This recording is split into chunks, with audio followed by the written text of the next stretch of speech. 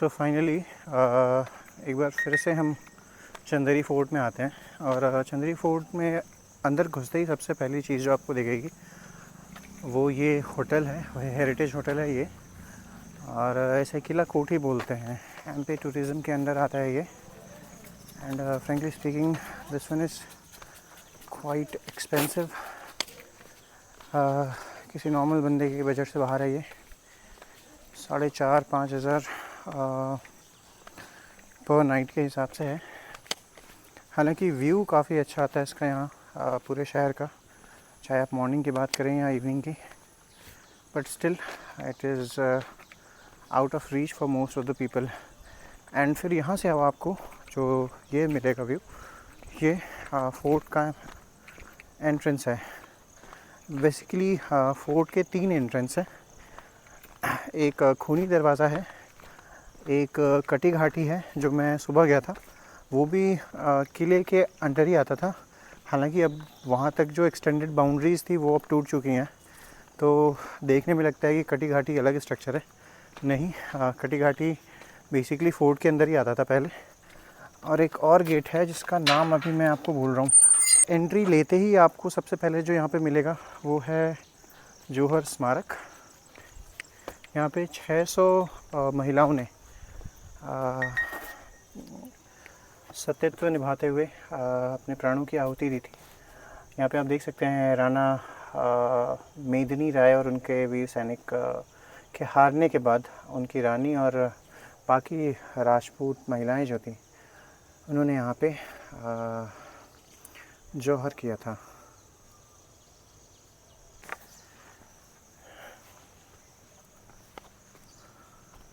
ये एक स्मारक यहाँ पे है, बट कहा जाता है कि इसके पीछे वाला जो एरिया था वहाँ पे कहीं पे उन्होंने, अब तो इधर काफ़ी जंगल वगैरह आ गए, बट जो जौहर किया था वो इधर कहीं किया था।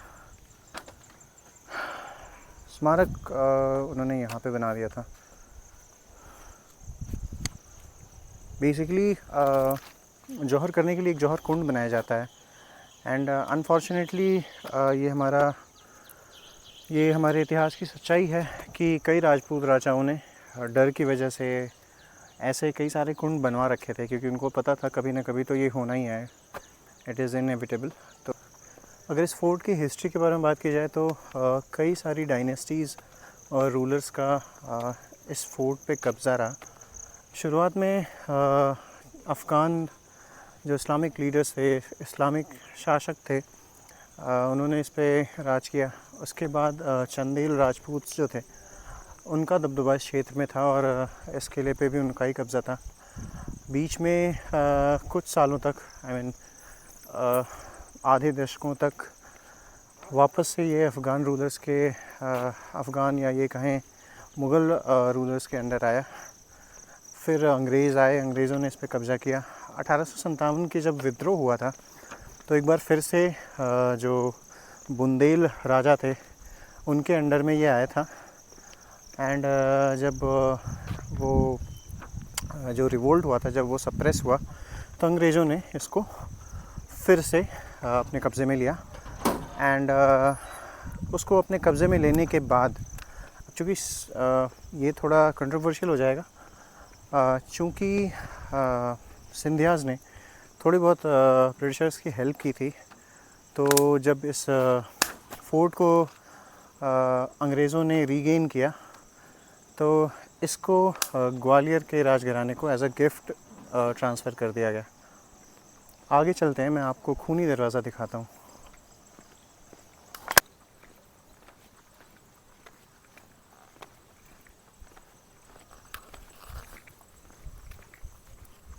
खूनी दरवाज़ा की तरफ मैं आगे बढ़ ही रहा था, तभी मुझे ये बहुत ही पुराना पेड़ दिखा और बहुत ही लश ग्रीन है, काफ़ी पुराना है और इसकी जो आप ब्रांचेस देख रहे हैं काफ़ी एक्सटेंडेड है, घना भी है।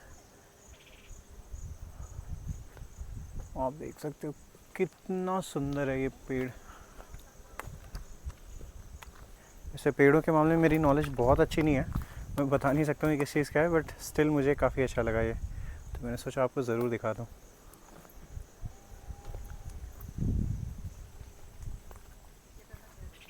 चलो अब इसकी ओट से आगे निकलते हैं।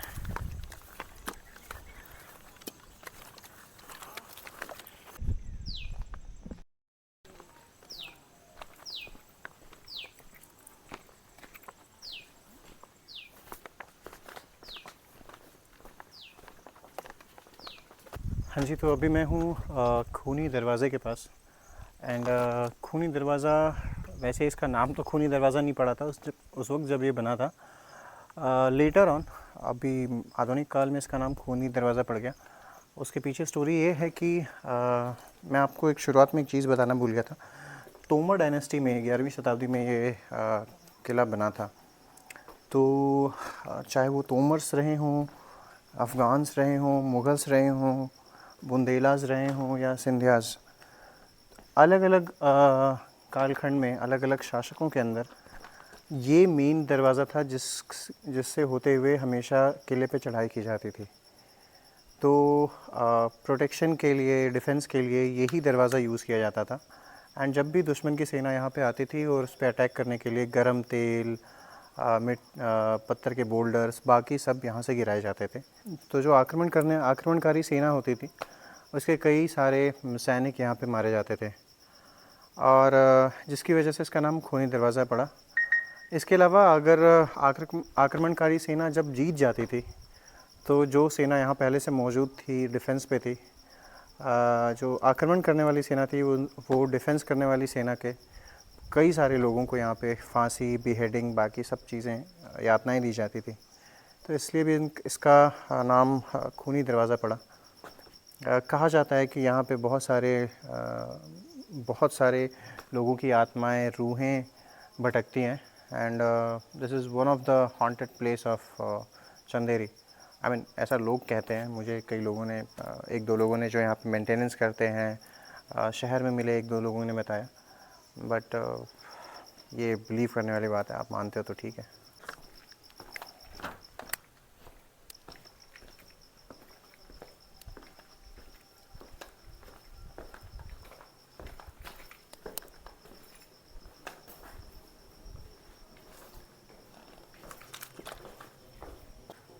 इस दरवाज़े से अगर मैं बाहर की तरफ देखूं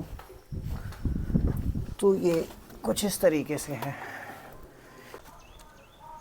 तो जी, खूनी दरवाज़ा ये कुछ सामने से इस तरीके का दिखता है। ये आप इसका 360 डिग्री व्यू देख रहे हो।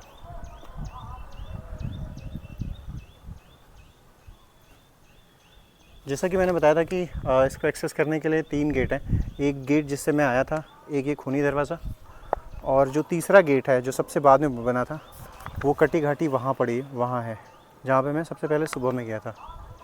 तो वो साउथ एंड पड़ता है और ये चंदेरी शहर है। अच्छा, एक बात समझना, मैं इसको देख रहा हूँ, इसके जो भी ईंटों से बने हुए ये पेवमेंट्स हैं वो अभी भी उसी तरीके से इंटैक्ट हैं। इतनी लड़ाइयों के बाद, इतने पत्थर गिरने के बाद क्या क्या यहाँ नहीं हुआ, ये अभी भी वैसे ही इंटैक्ट हैं। पर ये हमारे जो एक्सप्रेस वे बन रहे हैं, नेशनल हाईवे बनते हैं, वो बनने के 1 साल के अंदर अंदर ख़राब हो जाते हैं। मुख्य द्वार है।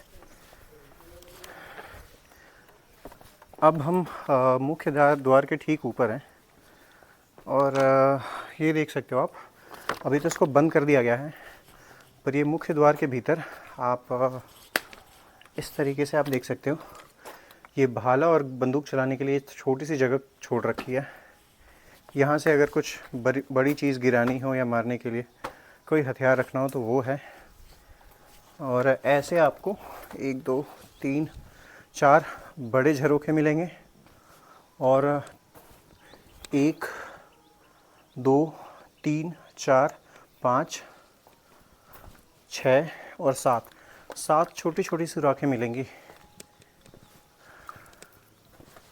ये आपको ठीक नीचे का यहाँ से व्यू देती हैं।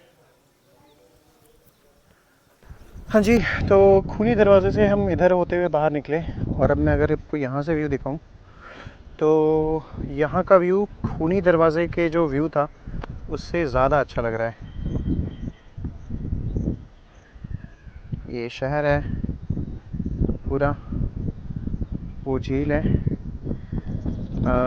एक और आप वहाँ पे स्ट्रक्चर देख सकते हैं, वो बेसिकली वॉच टावर था।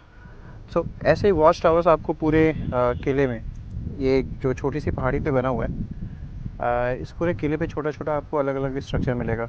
जब मैं सुबह राजमहल पैलेस जा रहा था, तो वहाँ से भी मैं रोड से मैंने 2-3 जो वॉच टावर्स थे वो देखे थे। सो अब हम थोड़ा सा और आगे बढ़ रहे हैं, और ये कुछ स्ट्रक्चर है। हालांकि इसकी दीवार से के हिसाब से तो ये काफ़ी अच्छा लग रहा है, उस और कैसा हो भगवान जाने। हम्म, इसके बा, इसके बारे में वैसे तो कुछ डिस्क्रिप्शन में मेंशन नहीं था, और ना ही मुझे इंटरनेट पे कुछ मिला। बट एक ये कंस्ट्रक्शन के हिसाब से तो ये फूड का ही हिस्सा लग रहा है। वैसे तो ऐसे स्ट्रक्चर के बारे में कुछ बहुत मेंशनिंग है नहीं। मैंने बाहर भी जाके देखा तो उसके बारे में कोई टेक्स्ट या ऐसा कोई मटेरियल वहाँ पे था नहीं। बट देख के मुझे ऐसा लग रहा है जैसे कि सैनिकों के विश्राम गृह या ऐसे किसी चीज़ के लिए यूज़ किया जाता था। फ्रेंकली स्पीकिंग, यहाँ पे आके मुझे बहुत ही बुरा लग रहा है, दुख हो रहा है ये देख के कि लोग इसको किस तरीके से यूज़ कर रहे हैं। जो पोर्शन काफ़ी डेलिकेट है और बहुत मुश्किल से रिस्टोर किया गया है, लोग उस पर चढ़ रहे हैं। आप देख सकते हो यहाँ पे लोग किनारे बैठे भी हुए हैं। एंड जो भी तरीका हो सकता है, जितने बुरे तरीके से यूज़ किया जा सके, वो अलग अलग स्ट्रक्चर को यूज़ कर रहे हैं।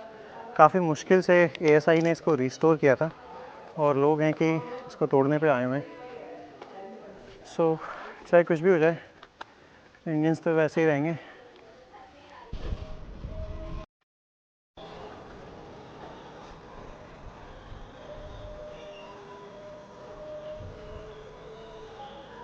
अगर आप ध्यान देंगे तो वहाँ पे आपको राजा रानी महल दिखेगा, काफ़ी सुंदर है।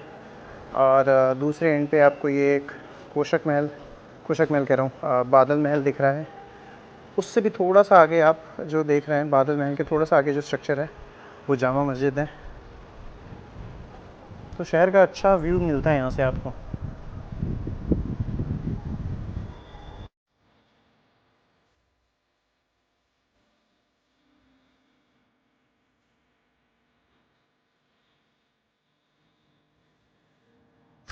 हाँ जी, तो चंदेरी फोर्ट तो हमने पूरा देख लिया।